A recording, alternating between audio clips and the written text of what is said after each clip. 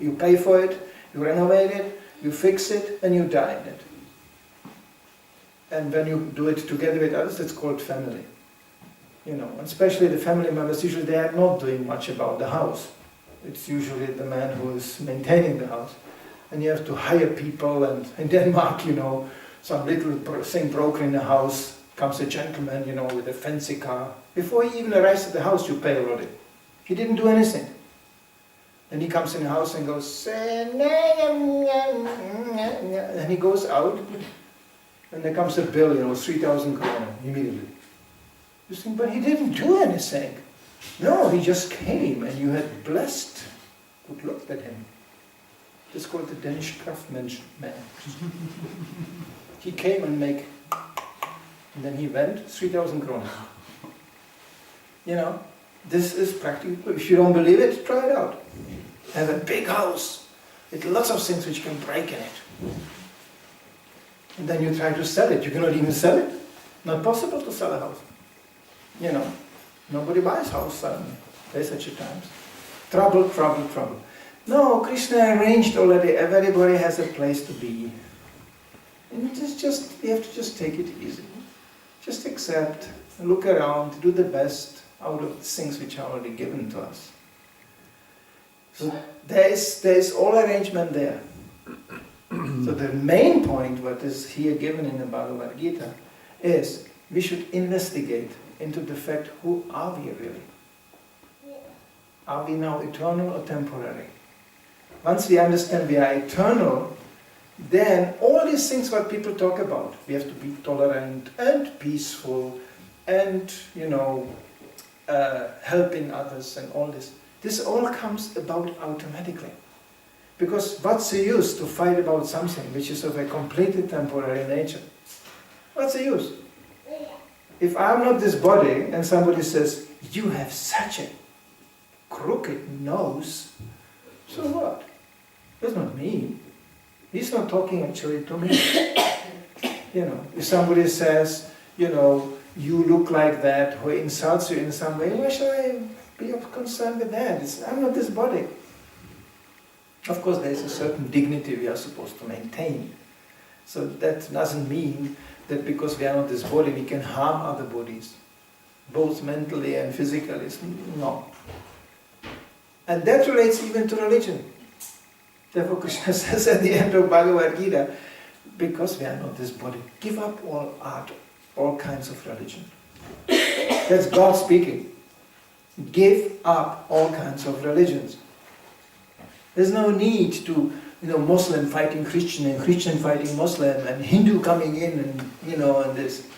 This is not needed. There's not one word in the Bhagavad Gita about Christian, Muslim, Hindu. It's not one word here. That word Hindu doesn't exist. Even most of the Hindus respect Bhagavad Gitas, that's very nice. But Krishna doesn't say anything about that. Because this is all defining different types of faith. And faith is something I believe in. Krishna says in the Bhagavad Gita, yes, there are different kinds of faith. There's again faith in something very dark, you know, something sinister. It can be a great faith. Like look at how many followers Mr. Hitler had, you know. It's a great faith, and they were ready to die for him. Yes, he is the chosen one. So, you know, there are many examples of all kinds of leaders, material and spiritual, pseudo-spiritual ones, which people are ready to die for you. That kind of faith is not advocated in Bhagavad Gita. We only humbly ask people, please start thinking. Start asking yourself questions. Who is me? Where do I come from? Where do I go to? That's the only request. Please start thinking logically. If I am this body, then why I didn't create this body? Why is this body taken away from me? If this is me, then I should be able to control it. This is only a temporary residence we have here. In this bag of... This body is such a wonderful thing. When you cut it open, everybody wants a plaster immediately. Oh, can you package this? Now it's coming out. What do you mean it's coming on? We are living with it day and night. It's a bag. And it's substances in the bag which we don't want to even mention because we are supposed to eat something, after this. I don't want to spoil your appetite. Not exactly something which is appetizing. But it doesn't mean we hate the body. No. We are using the body in a proper way. We are not negating the body either. It's here, we accept that. But what is the purpose of that body? Just to stuff things in and they come out on the other end? Or just to do what? What is the meaning of that body? There's a meaning to it. Nothing what Krishna does, nothing what God is doing is accidental. There's a meaning to everything. So what is the meaning of this body? Just to stuff something in and digest and pass? Well, that's the animals are doing all the time. The birds are all the time, you can see. They wake up in the morning, they start picking immediately. Immediately collecting food. The whole day. I heard birds have to eat like 3 times or 4 times the weight of their own body a day. Can you imagine? Let's say you are 100 kilo. Yeah, you have to eat 300 kilo of food every day to survive. Keeps you quite busy. What a life. Just eating, flying, eating. That's all.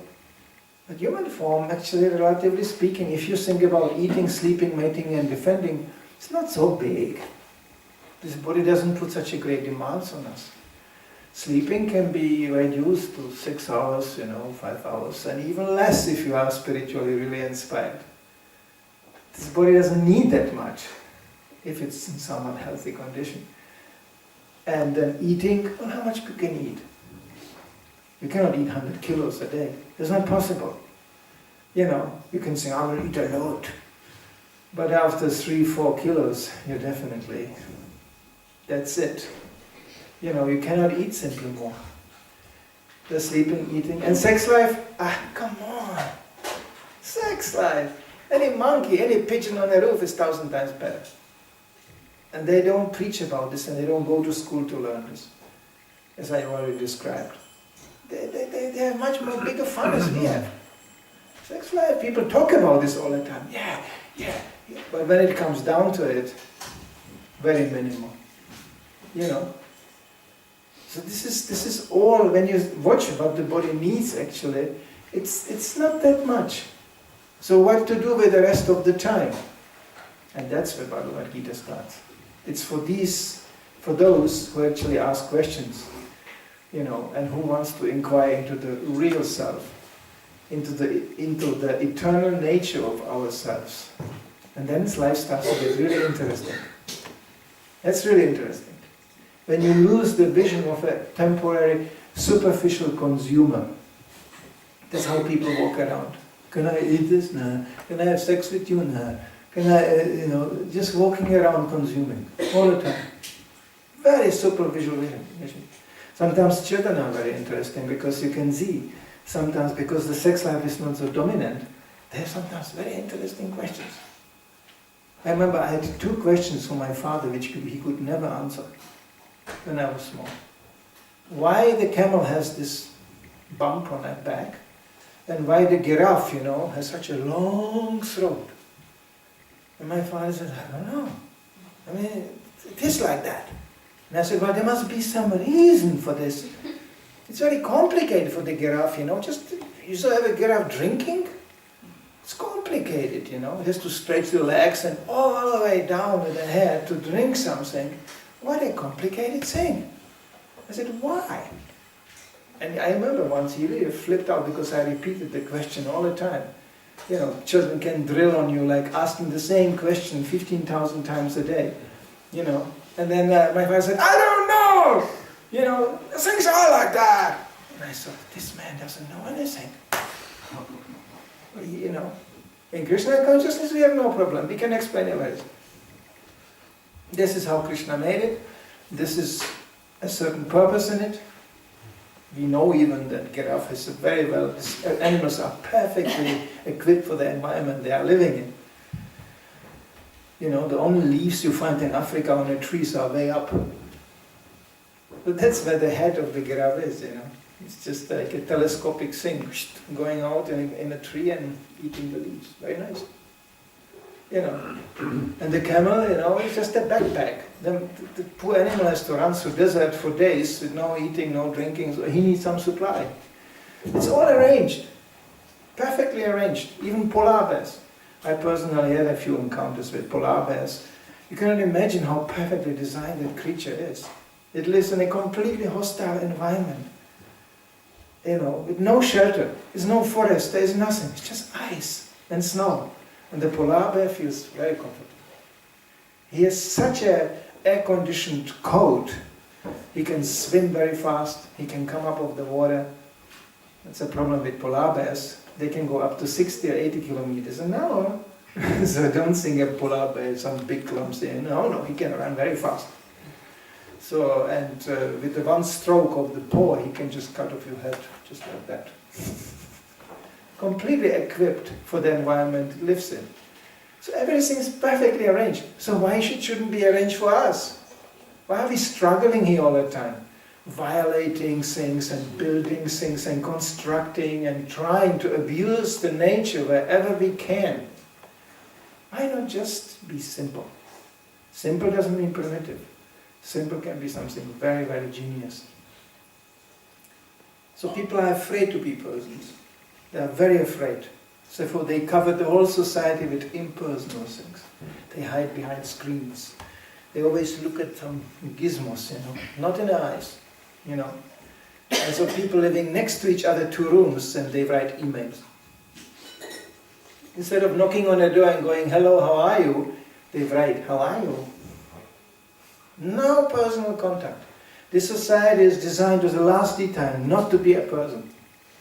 And that's exactly where Krishna consciousness starts. We have to face us as a person, eternal person. That's the worst. We are eternal. Oh, you mean I can never hide? You know? I would like to be not a person. And that existence is also there. Krishna arranged also for that. It's called Brahman. Even as kind of spiritual, non-personal. But still the soul is there as a person. It's just not manifested. So this is called Mayavada. Everything is one and the same, and I am also one part of the mush. There is no person. This is dominant in our society, the last detail. And that's exactly what we address in Krishna consciousness, and that's what we propose. And therefore we surrender as eternal persons to Krishna, the Supreme Personality of God, the Supreme Person. Thank you for listening, and I've chanted with Hare Krishna. If somebody is more interested, we have a little personal, we speak about persons, personal session in a little room there in the back. If somebody has more personal questions about the philosophy of personalism, then we are available for that. That's around 6 o'clock after the prasada. Okay? Yeah. Srila Prabhupada ki jai.